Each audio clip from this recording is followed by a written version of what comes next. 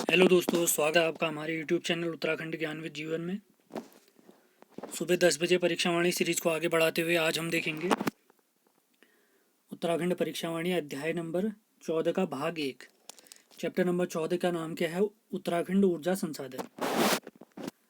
ये पूरा चैप्टर मैंने आपको फैक्ट तो दिए ही दिए हैं, मैंने कोशिश करी है मैप के थ्रू भी आपको याद कराया जाए। इसका दूसरा भाग कल देखेंगे हम। और इससे पहले अगर मैं आपको बताऊं, परीक्षावाणी मैंने पहले ही बताया था, शुरुआत में हम छोटे चैप्टर देख रहे हैं जिनकी शुरुआत हमने करी चैप्टर नंबर 11 से। तो चैप्टर नंबर 11 हम ख़त्म कर चुके हैं, चैप्टर नंबर 12 भी ख़त्म कर चुके हैं। इन दोनों चैप्टरों की थ्योरी और प्रैक्टिस सेट दोनों लगा चुके हैं हम। कल हमने देखा था उत्तराखंड परिवहन तंत्र। उम्मीद है आप सभी ने वो वीडियो देखा होगा। जिसने नहीं देखा है वो ज़रूर देखें, बहुत फ़ायदा होने वाला है। उससे भी हमने कोशिश करी है आपको मैप से याद कराया जाए। उसके बाद आज आता है हमारा चैप्टर नंबर 14, उत्तराखंड ऊर्जा संसाधन। यानी इसमें जितनी भी हमारी जल विद्युत परियोजनाएं होती हैं उन सब के बारे में पढ़ने वाले हैं। यूपीसीएल पावर कॉरपोरेशन क्या है हमारा, कब उसकी स्थापना हुई, कौन सी परियोजना किसके अधीन आती है, वो सारी जानकारी हमने देखनी है आज। और इसका दूसरा हिस्सा कल हम देखेंगे जिसमें हम टिहरी डैम के बारे में कंप्लीट जानकारी कल देखने वाले हैं। कुछ बची हुई परियोजना और टिहरी डैम की संपूर्ण जानकारी कंप्लीट डिटेल के साथ देखेंगे भाग 2 में कल। और रात 8 बजे आज हम देखेंगे उत्तराखंड प्रैक्टिस सेट नंबर 4। कल हमने आधुनिक भारत का जो प्रैक्टिस सेट था वो 2 भागों में देखा था। तो उम्मीद है आप लोगों ने वो ज़रूर देखा है, आपको देखना ज़रूर चाहिए। तो लगातार पढ़ते रहेंगे, साथ में पढ़ते रहेंगे तो आपको बहुत फ़ायदा होने वाला है। तो स्टार्ट करते हैं हमारा चैप्टर उत्तराखंड ऊर्जा संसाधन। सबसे पहले है उत्तराखंड ऊर्जा नीति। तो सबसे पहला पॉइंट इसमें है, उत्तराखंड सरकार ने लघु परियोजनाएं कौन सी योजनाओं को घोषित किया है। तो लघु परियोजनाएं वे योजनाएं जो 25 मेगावाट तक की होंगी। 25 मेगावाट। मेगावाट का मतलब क्या होता है मैं आपको बता देता। मेगावाट का मतलब होता है 10⁻6। थोड़ा एक बार ध्यान दे, जैसे 100 है तो 100 के पीछे एक के पीछे 2 जीरो हैं, तो इसको 10⁻2 लिख सकता हूँ मैं। 10⁻2 का मतलब क्या है? 10 गुणा 10। और 10 गुणा 10 करते हैं तो क्या आता है? 100 आता है। तो वैसे ही मेगा का मतलब होता है 10⁻6। तो 25 मेगावाट है तो इंटू 25। तो कितने वॉट का बनेगा अगर इसको देखें? 25 के पीछे 6 जीरो लगाने पड़ेंगे। 1 2 3 4 5 6। इकाई, दहाई, सैकड़ा, हजार, 10,000, लाख, 10 लाख, करोड़। 2,50,00,000 वॉट की परियोजना को लघु परियोजना के अधीन लाया गया है। तो उम्मीद है मेगावाट आपको समझ में ज़रूर आया होगा। और बड़ी परियोजनाएं कौन सी हैं ऊर्जा नीति के तहत? 25 मेगावाट से ज़्यादा की। 25 मेगावाट से अधिक की अगर कोई परियोजना बनती है तो वो बड़ी परियोजना आ जाएगी। मोस्ट इम्पॉर्टेंट, अगर हमारे उत्तराखंड में केंद्र या राज्य सरकार कोई परियोजना बनाए हमारी नदियों में, हमारे उत्तराखंड की नदियों में, खासकर जिनका उद्गम हमारे उत्तराखंड से है, जैसे गंगा नदी, यमुना नदी, टोंस नदी, हमारी अलकनंदा नदी, तो इसमें 12% की रॉयल्टी हमारे उत्तराखंड राज्य को मिले, मतलब फ्री बिजली मिलेगी उससे। मतलब उत्पादन कोई कुछ भी चीज़ का होगा उसका 12% रॉयल्टी हिस्सा हमारे उत्तराखंड सरकार को मिलेगा। अगर भारत सरकार या कोई अन्य राज्य सरकार हमारे यहाँ परियोजनाएं स्थापित करती है तब। मोस्ट इंपॉर्टेंट पॉइंट, हमारे यहाँ तो बहुत ज़्यादा फैक्ट पूछे जाते हैं तो याद रखना है, हमारे उत्तराखंड की नवीकरण ऊर्जा नीति है 29 जनवरी 2008। नवीकरण ऊर्जा के अंतर्गत क्या आएगा? जैसे सौर ऊर्जा, पवन ऊर्जा, ये जो घराट होते हैं, सारी चीज़ें यानी जो स्वच्छ ऊर्जा के अंतर्गत आते हैं, जो फ्री हैं कम्प्लीटली, मतलब इनसे पर्यावरण में कोई इफेक्ट नहीं पड़ेगा, वही नवीकरण ऊर्जा होती है जिसको रिन्यू कर सकते हैं हम। तो नवीकरण ऊर्जा नीति हमारे उत्तराखंड की है 29 जनवरी 2008। अब विद्युत उत्पादन या ऊर्जा संगठन से ऊर्जा से रिलेटेड हमारे उत्तराखंड में जितने भी संगठन हैं उनके बारे में बेसिक जानकारी, उनका स्थापना कब हुआ, ये सारे पॉइंट हम देखते हैं, ध्यान देंगे। तो प्रमुख संगठन, सबसे पहला है उत्तराखंड जल विद्युत निगम लिमिटेड, UJVNL, UJVNL, उत्तराखंड जल विद्युत निगम लिमिटेड। तो इसका गठन हुआ है 1 अप्रैल 2001। अगला है most important, Tehri hydro development corporation, THDC, THDC, Tehri hydro development corporation. कल हम टिहरी डैम के बारे में पढ़ेंगे तो इसके बारे में और डिटेल देखेंगे। इसकी स्थापना 12 जुलाई 1988 को हुई। फरवरी 2009 में, सॉरी ये 2009 नहीं होगा, हाँ ये 2009 नहीं होगा, 89 होगा, हाँ 1989, थोड़ा गलती हो गई मुझे लिखने में। ये फरवरी 1989 में टिहरी डैम निर्माण का कार्य THDC को सौंपा गया। टिहरी डैम का निर्माण कार्य THDC को 1989 में सौंपा गया। ये 2009 मैंने गलत लिखा, आप लोग सही कर लेंगे। अगला देखें, आगे बढ़ते हैं। अगला संगठन है power transmission corporation of Uttarakhand limited, PTCUL, PTCUL, PTCUL, power transmission corporation Uttarakhand limited. इसका गठन हुआ है 1 जून 2004 को। इसका कार्य क्या है? 132 kV, केवी मतलब किलोवाट, किलो का मतलब कितना है? 10 की घात 3। जैसे मेगा में कितना था? 10 की घात 6। तो केवी में कितना होगा?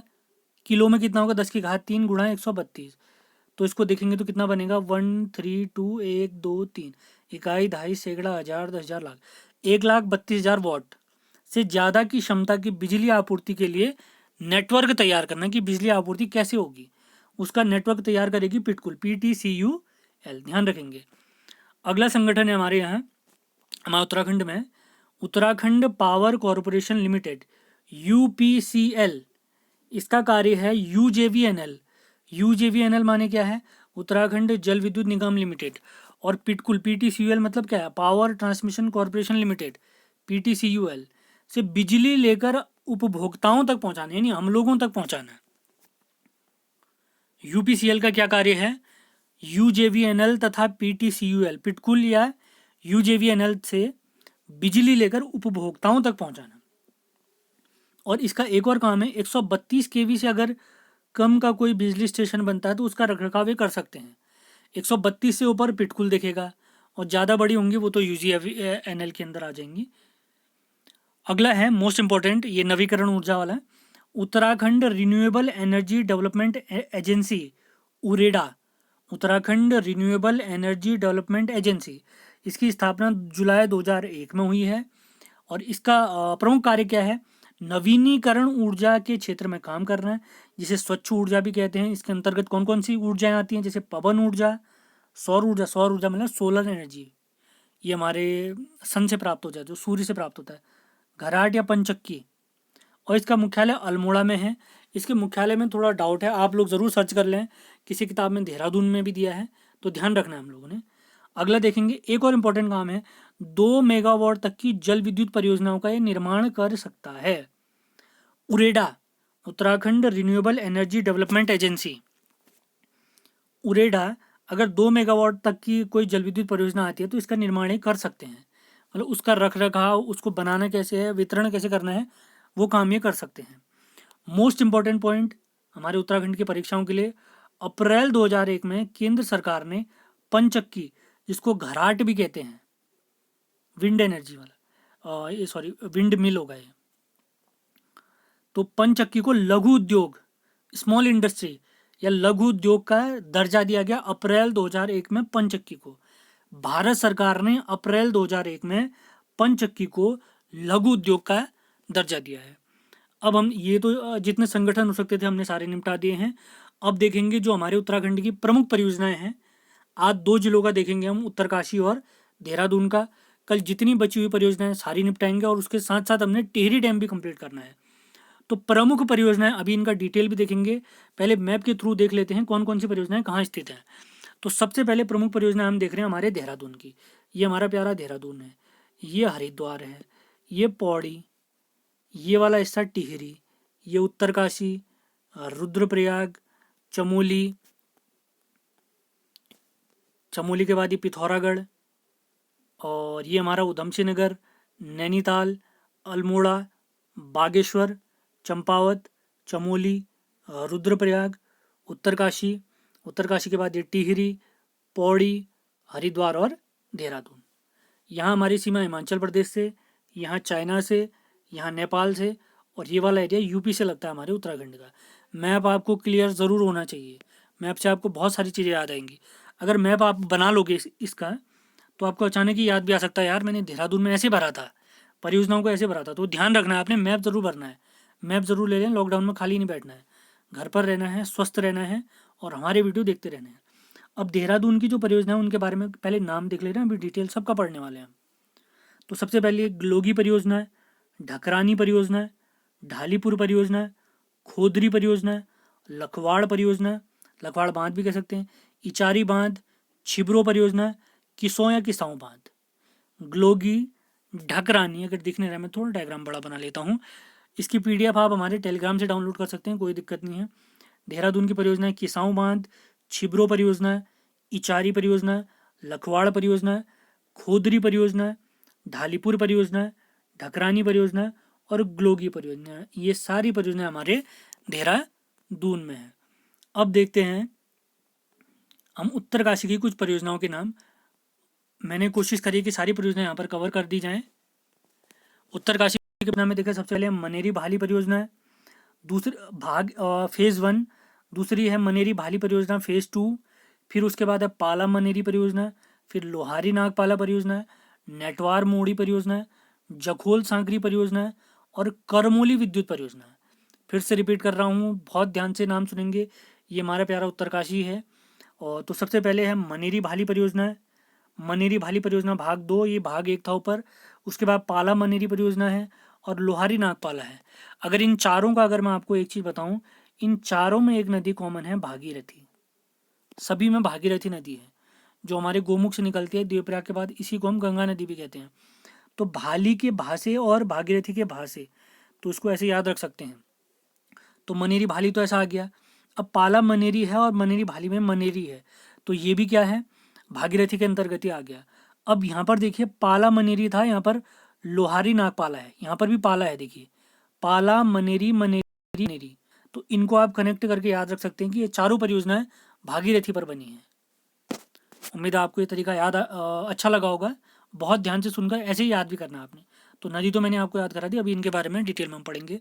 इसके बाद अन्य परियोजना है नेटवार मोरी परियोजना है, जखोल सांकरी परियोजना है और करमोली जल विद्युत परियोजना, करमोली जल विद्युत परियोजना। अब इनके बारे में बेसिक जानकारी, कुछ इंपॉर्टेंट फैक्ट देखते हैं। सबसे पहले हम देखेंगे देहरादून के बारे में, देहरादून की जो जल विद्युत परियोजना है उनके बारे में। उत्पादनरत प्रमुख परियोजनाएं, कुछ उत्पादनरत हैं, कुछ निर्माणाधीन हैं, उनके बारे में देखेंगे। सबसे पहले हमारी ग्लोगी जल विद्युत परियोजना, ये हमारी मसूरी में है। यह देश की दूसरी जल विद्युत परियोजना है वो और उत्तर भारत की प्रथम है। तो देश की प्रथम कौन सी है, तो देश की प्रथम जल विद्युत परियोजना है मैसूर परियोजना, मैसूर परियोजना, मैसूर परियोजना। ये सारे फैक्ट हमने परीक्षावाणी से उठाए हैं, कुछ एक्स्ट्रा फैक्ट भी लिए हैं। मैसूर हमारा किस राज्य में है, कर्नाटक में है, कर्नाटक में है, ध्यान रखेंगे। और किस क्षेत्र पर बना है, किस पर बना है, अगर ये पूछेंगे तो ये भट्टा जलप्रपात या भट्टा झरने पर बना हुआ है, जो मसूरी में स्थित है। ग्लोगी जल विद्युत परियोजना भट्टा फॉल पर बना है। अगली परियोजना देखेंगे हम हमारे देहरादून की, ढकरानी परियोजना। स्थिति कहाँ है इसकी, देहरादून। नदी यमुना नदी और इसकी क्षमता है 33.75 मेगावाट और स्थापना वर्ष इसका 65 के आसपास है, 65 से 70 के बीच में बनी है ये। अगली परियोजना है ढालीपुर परियोजना, ये भी हमारे देहरादून में है। नदी इसकी यमुना नदी है और इसकी क्षमता, कितनी बिजली उत्पादन हो सकता है इससे, तो ढालीपुर परियोजना का विद्युत उत्पादन क्षमता है 51 मेगावाट, इसका टाइम भी 65 से 70 के बीच में है। अगली परियोजना है खोदरी परियोजना, ये हमारी देहरादून में स्थित है।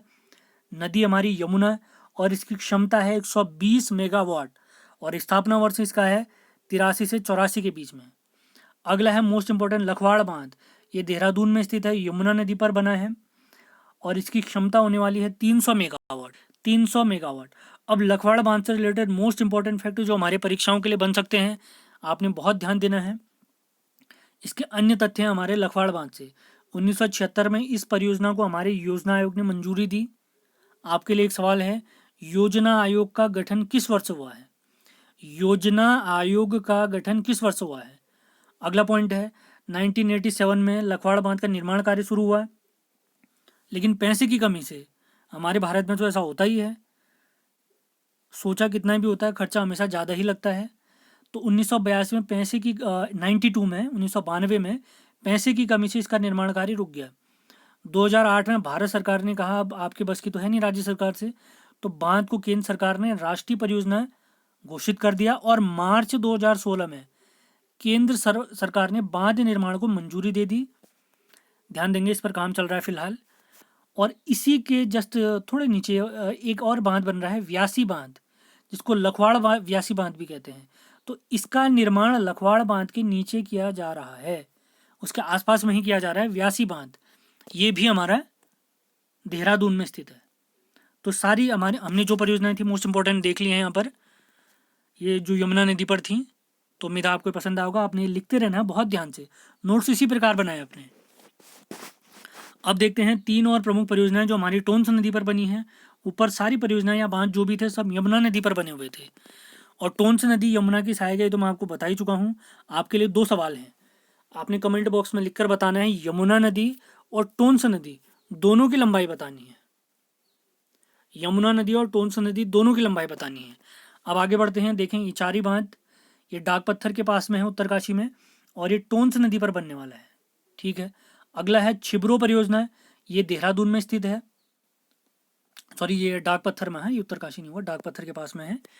और इचारी बांध डाक पत्थर टोंस नदी के पास, टोंस नदी पर बना हुआ है।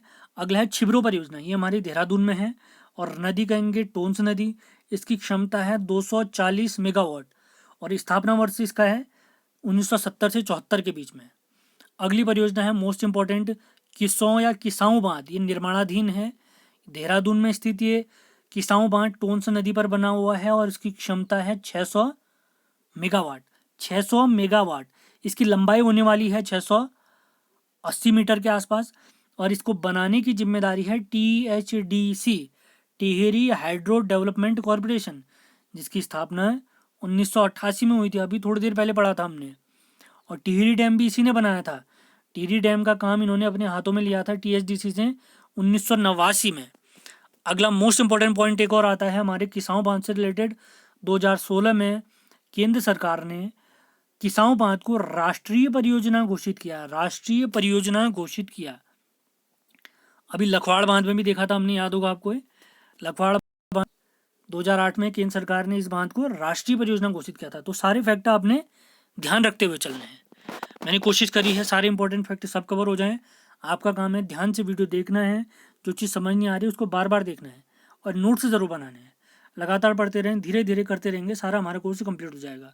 और अपनी तरफ से भी कोई न कोई सब्जेक्ट जरूर पढ़ते रहें। उत्तराखंड यहाँ चल रहा है, आधुनिक भारत यहाँ चल रहा है, प्रैक्टिस सेट यहाँ चल रहे हैं, तो इस और चीज़ें भी आपने पढ़ते रहनी है अपने पेपर के हिसाब से। अब देखते हैं हम उत्तरकाशी की कुछ प्रमुख परियोजनाएं।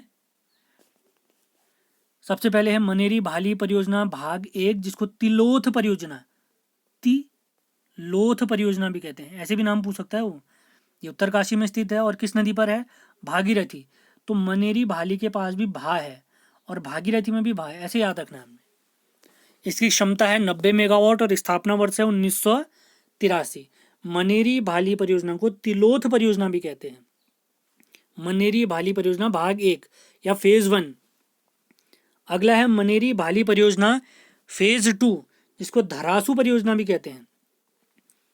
फेज 1 को परियोजना और फेज 2 को कहते हैं धरासू परियोजना।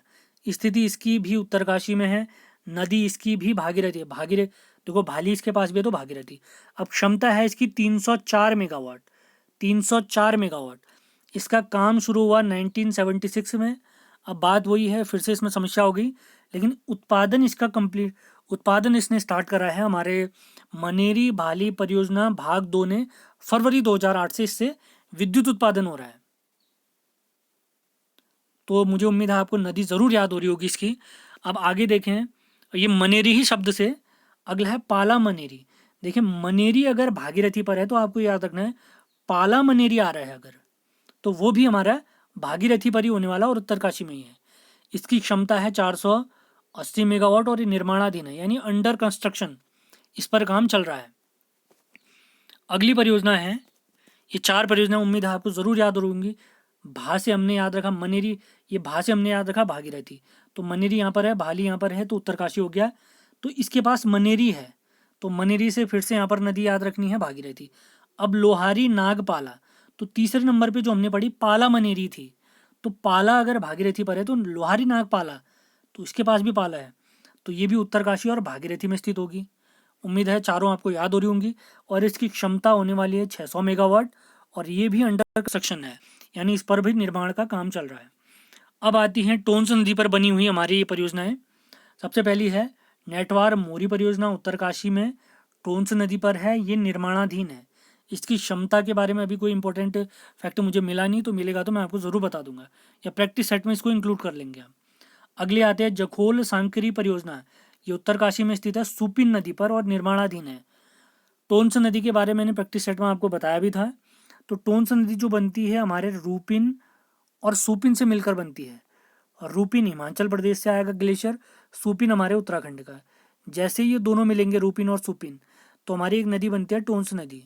तो टोंस नदी का उत्तराखंड वाला हिस्सा है हमारा सुपिन। तो इसी सुपिन पर हमारी जखोल सांकरी परियोजना निर्माणाधीन है। अगली परियोजना आती है करमोली जल विद्युत परियोजना, ये भी हमारी उत्तरकाशी में स्थित है, और ये जाड़ गंगा नदी पर बनी हुई है, जाड़ गंगा नदी पर, जाड़ गंगा नदी पर, और यह है निर्माणाधीन, और यह है निर्माणाधीन। अभी जाड़ गंगा नदी आ गई है, इसके बारे में थोड़ी बेसिक जानकारी दे देता हूँ। हमारी एक नदी है, तो आप लोग बहुत ध्यान से सुनेंगे। यहाँ पर एक नदी है हमारी भागीरथी, इसकी लंबाई है 205 किलोमीटर। इसका उद्गम होता है गोमुख से। तो एक नदी हमारी निकलती है, ये भागीरथी निकल गई, ठीक, माना ये देवप्रयाग वाला हिस्सा है, और यहाँ पर ये निकल गया गोमुख से। तो इसकी कुछ सहायक नदियाँ हैं हमारी भागीरथी नदी की, तो उनके बारे में देख लें। सबसे पहले है रुद्र गंगा, फिर है केदार गंगा, रुद्र गंगा, केदार गंगा, फिर आती है जाड़ गंगा, फिर आती है इसकी सहायक नदी सिया गंगा, फिर आती है असी गंगा, और बाद में यहाँ से अलकनंदा नदी देवप्रयाग में इसमें मिल जाएगी। तो यहाँ पर से एक देवप्रयाग से आगे को एक नदी बढ़ेगी, गंगा नदी। तो ये जो जाड़ गंगा नदी हमने देखी करमोली जल विद्युत परियोजना में, ये जाड़ गंगा हमारी भागीरथी की सहायक नदी है। तो भागीरथी के 5 सहायक नदियों को देखने का कोड मैं बता दूं आपको, RKJ, ऐसे RK जैसा, रणबीर कपूर जैसा याद कर दो इसे, RKJS, RK जैसा, J से रुद्र गंगा, केदार गंगा, जाड़ गंगा, सिया गंगा, और असी गंगा या असीम गंगा। आपके लिए 2 सवाल हैं। ये जो जाड़ गंगा भागीरथी में मिलती है, ये किस स्थान पर मिलती है, यानी जाड़ गंगा का संगम भागीरथी में किस स्थल पर होता है। और अगला सवाल, असी गंगा ये कहाँ से निकल, इसका उद्गम क्या है। ये जो असी गंगा है हमारी भागीरथी की सहायक, इसका उद्गम क्या है। तो अगर आपको ये वीडियो पसंद आता है, आज हमने उत्तराखंड की प्रमुख परियोजनाओं का भाग 1 देख लिया है, कल इसका भाग 2 देखेंगे। अगर वीडियो पसंद आता है आपने लाइक ज़रूर करना है, इसको शेयर भी ज़रूर करें। अगर चैनल में नए हैं तो सब्सक्राइब ज़रूर कर लें, और जो बेल आइकन होता है उसको प्रेस करके ऑल वाला पॉइंट क्लिक कर देना है आपने। तो इसका भाग 2 हम कल देखेंगे, और आज रात हम देखेंगे उत्तराखंड प्रैक्टिस सेट नंबर 4। वैसे टोटल प्रैक्टिस सेट हम 5 कर चुके हैं, जिनमें 3 नॉर्मल प्रैक्टिस सेट हैं, 2 परीक्षा आने वाले हैं। और इससे पहले के जितने भी हमारे वीडियो हैं चैप्टर नंबर 11, 12, 13, वो आपने कम्प्लीटली देखना है, बढ़िया से देखना है। अभी भी शुरू करेंगे तो देरी नहीं हुई है, 1-2 महीने के अंदर माना अगर पेपर हो जाते हैं, जून जुलाई माना अगस्त में भी हो जाते हैं, तो बहुत बढ़िया तैयारी हो जाएगी। आपने लगातार वीडियो देखने हैं, बहुत ध्यान से देखने हैं, और प्रैक्टिस सेट डेली देखने हैं। जो मैं प्रैक्टिस सेट बता रहा हूँ उनमें सिर्फ सवाल ही नहीं, माना 10 सवाल देता हूँ मैं प्रैक्टिस सेट में, तो मैं कोशिश करता हूँ उसमें 100 फैक्टर तक बन जाएँ, सारे प्रैक्टिस सेट कवर हो। कल वाला आप वीडियो एक बार देख लीजिए, आपको पता चल जाएगा भारत में यूरोपियों का आगमन कंप्लीट हो चुका है। केवल मैंने 12 सवाल बताए, लेकिन कहानी पूरी समझा दी है। सवाल उसमें केवल 12 थे, लेकिन फैक्ट बहुत सारे कवर करा दिए मैंने, पूरी कहानी उसमें कवर हो रखी है। तो आपने पुरानी वीडियो भी ज़रूर देखने हैं। हमारे डेली 2 वीडियो आती हैं, एक सुबह 10 बजे, एक रात 8 बजे। 10 बजे परीक्षा वाणी, रात 8 बजे प्रैक्टिस सेट। कल मिलते हैं। अगर चैनल में नए तो सब्सक्राइब करें। धन्यवाद।